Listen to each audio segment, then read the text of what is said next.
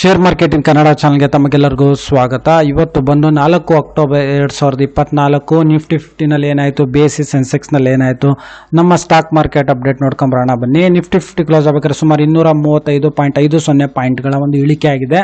ಅಂದರೆ ಕ್ಲೋಸ್ ಆಗಬೇಕಾದ್ರೆ ನಿಫ್ಟಿ 50 ಸುಮಾರು 25,014.60 ಪಾಯಿಂಟ್ಸ್ಗಳಿಗೆ ಕ್ಲೋಸ್ ಆಗಿದೆ. ಅಂದರೆ ಹೆಚ್ಚು ಕಡಿಮೆ ಹತ್ತತ್ರ ಒಂದು 1% ಅಷ್ಟು ಇವತ್ತು ಇಳಿಕೆ ಆಗಿದೆ. ಅದೇ ರೀತಿ BSE ಸೆನ್ಸೆಕ್ಸ್ ನೋಡೋದಾದರೆ ಸುಮಾರು 808.65 ಪಾಯಿಂಟ್ಸ್ಗಳ ಒಂದು ಇಳಿಕೆ ಕಂಡು ಕ್ಲೋಸ್ ಆಗಬೇಕಾದ್ರೆ ಸುಮಾರು 81,688.45 ಪಾಯಿಂಟ್ಸ್ ಕ್ಲೋಸ್ ಆಗಿದೆ.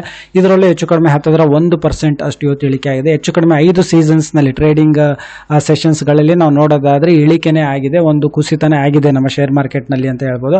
ಏನು ಮೇನ್ ಅಂತ ಹೇಳಿದ್ರೆ ಕನ್ಫ್ಲಿಕ್ಷನ್ಸ್ ಅಂತ ಏನು ಹೇಳ್ತಾರೆ, ಇಸ್ರಾಯಿಲ್ ಮತ್ತು ಇರಾನ್ದು ನಡೀತಿರೋದು, ಹಾಗೆ ಮಾರ್ಕೆಟ್ನಲ್ಲಿ ಕ್ರ್ಯಾಶ್ ಆಗ್ತಾ ಇರೋದು, ಈ ಗ್ಲೋಬಲ್ ಮಾರ್ಕೆಟ್ಸ್ಗಳು ಸಪೋರ್ಟ್ ಇಲ್ಲದೆ ಇರೋದು, ಮತ್ತು ಇನ್ವೆಸ್ಟರ್ಸ್ ಚೈನಾ ಕಡೆ ತಿರುಗಿ ನೋಡ್ತಾ ಇರೋದು, ಹಾಗೆ F&Oದಲ್ಲಿ ಸೇಬಿ ರೆಗ್ಯುಲೇಷನ್ಸ್ ಬೇರೆ ಮಾಡ್ತಾ ಇದೆ. ಸೊ ಓವರಾಲ್ ಆಗಿ ನೋಡೋದಾದರೆ ಒಂದು ಮಾರ್ಕೆಟಿಗೆ ಇತ್ತೀಚೆಗೆ ಸ್ವಲ್ಪ ವೀಕ್ನೆಸ್ ಇದೆ ಅಂತಲೇ ಹೇಳ್ಬೋದು.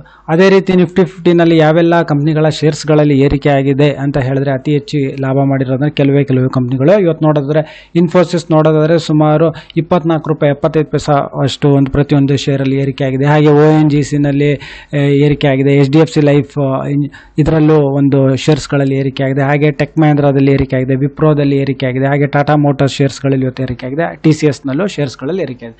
ಹಾಗೆ SBIನಲ್ಲಿ ನೋಡೋದಾದರೆ ಹತ್ತತ್ರ ಇವಾಗ ಇವರು 800 ರೂಪಾಯಿ ಹತ್ತತ್ರ ಬಂದಿದ್ದಾರೆ, ಸುಮಾರು 796 ರೂಪಾಯಿ 65 ಪೈಸೆಗೆ ಇವತ್ತು ಕ್ಲೋಸ್ ಆಯಿತು. ಹಾಗೆ ಆಕ್ಸಿಸ್ ಬ್ಯಾಂಕ್ನಲ್ಲಿ ಒಂದು ಏರಿಕೆ ಕಂಡಿದೆ. ಹಿಂಡಾಲ್ಕೋ ಇಂಡಸ್ಟ್ರೀಸು ಸುಮಾರು 747 ರೂಪಾಯಿ 90 ಪೈಸೆಗೆ ಇವತ್ತು ಕ್ಲೋಸ್ ಆಗಿದೆ. ಇದು ಹೊರತುಪಡಿಸಿದ್ರೆ ನಿಫ್ಟಿ 50ನಲ್ಲಿ ಯಾವುದೇ ಒಂದು ಕಂಪ್ನಿಗಳಲ್ಲಿ ಏರಿಕೆ ಆಗಿಲ್ಲ.